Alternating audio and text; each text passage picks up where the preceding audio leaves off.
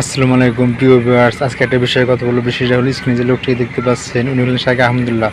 তার জীবনে ঘটে যাওয়া করুণ কাহিনী বলতেছেন এবং রিমান্ডে তার সাথে কি ঘটেছিল সে বিস্তারিত বর্ণনা করতেছেন। আসলে তার জীবনেও যে এরকম ঘটনা ঘটেছে আসলে আমরা জানি না।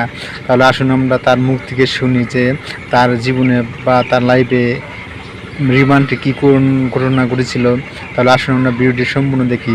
ভিডিও যদি আপনারা দেখেন তাহলে বুঝতে পারবেন যে আসলে শাইখ আহমদুল্লাহর জীবনেও এরকম ঘটনা ঘটেছিল। তাহলে আসুন আমরা ভিডিওটি তার মুখ থেকে শুনি বা তার কাছ থেকে শুনি বিস্তারিত। দেখুন, অভিজ্ঞতা আমাদের সবারই কম বেশি তিক্ত অভিজ্ঞতা আছে। একটা সমাজ যখন করাপ্টেড হয়ে যায় তখন সমাজের কেউই ভালো থাকে না। এই নারায়ণগঞ্জের এসপির অফিসে আমাকে নিয়ে এমন অকথ্য ভাষায় গালিগালাজ করা হয়েছে, বেশি দিন আগের কথা। এবং এই সিদ্ধিরগঞ্জ থানার ওসি ছিলেন, আমি নাম আর বললাম না।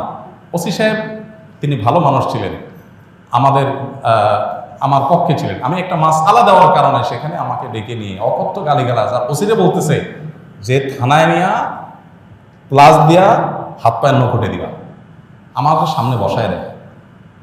বুঝতে পেরেছেন? খুব গর্ব করে তিনি অমুক ছাত্র রাজনীতি করতেন, গর্ব করে বলতেছেন আমি ছাত্রলীগের রাজনীতি করতাম।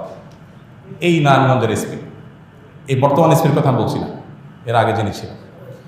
তো এটা আমাকে বসায় নিয়ে থ্রেট দেওয়া।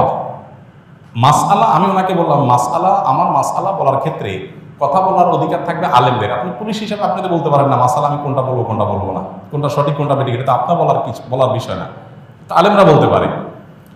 তো উনি খেপে গেলেন এবং সবার সামনে যাচ্ছে তা আচরণ করলেন। কত শত অভিজ্ঞতা আছে, এগুলো তো আমি মানে সবকিছু বলার সুযোগ পাই না।